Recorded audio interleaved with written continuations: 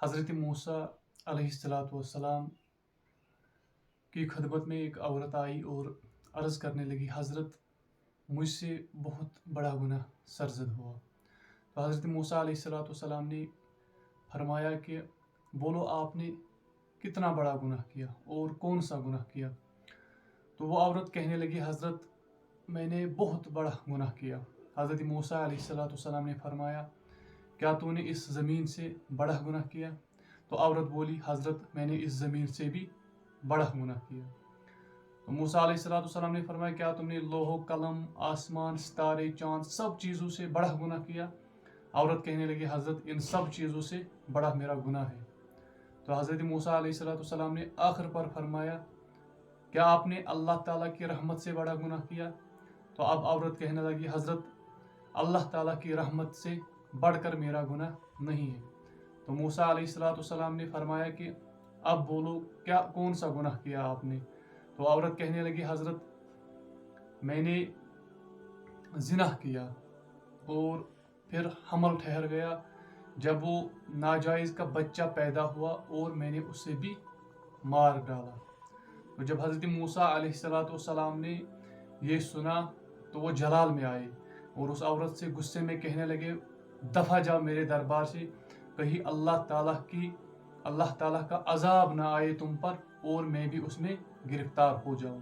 یہ سن کر عورت روتے ہوئے، پریشان ہوتے ہوئے موسیٰ علیہ السلام کے دربار سے چلنے ہی لگی کہ حضرت جبریل امین علیہ السلام کو اللہ تعالیٰ نے بھیجا حضرت موسیٰ علیہ السلام کے پاس یہ کہنے کے لیے کہ اے موسیٰ علیہ السلام، بے شک اس عورت نے بہت بڑا گناہ کیا، اس میں کوئی شک نہیں، لیکن اس عورت کے گناہ سے بھی بڑھ کر ایک گناہ ہے۔ تو حضرت موسیٰ علیہ السلام جبریل امین علیہ السلام سے محو گفتگو ہے اور پوچھنے لگے کہ حضرت وہ یہ گناہ ہے کہ اس عورت نے ناجائز کیا، وہ بھی بہت بڑا گناہ ہے، پھر حمل ٹھہر گیا اور وہ بچہ جب پیدا ہو گیا اور اسے مار ڈالا، یہ بہت بڑا گناہ ہے، لیکن اس سے بڑھ کر ایک گناہ ہے۔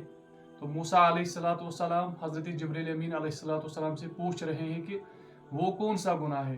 تو حضرت جبریل امین علیہ السلام فرماتے ہیں کہ وہ گناہ یہ ہے کہ عمدن قصدن جس نے ایک وقت کی نماز چھوڑ دی، گویا اس نے اس عورت سے بڑھ کر گناہ کیا۔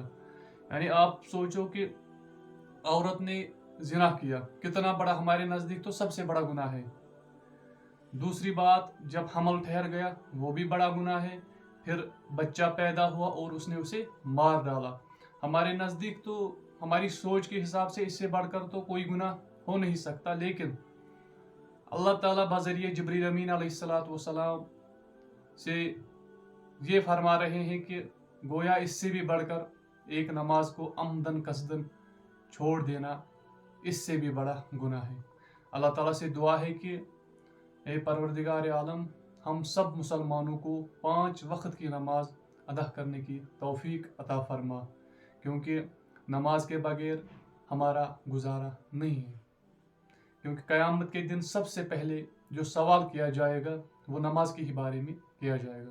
تو اللہ تعالیٰ سے دعا ہے کہ ہمیں تمام ایسے گناہوں سے محفوظ فرمائے جو ہمیں دنیا اور آخرت میں رسوائی کا سبب بنے۔ وآخر دعوانا ان الحمد للہ رب العالمین۔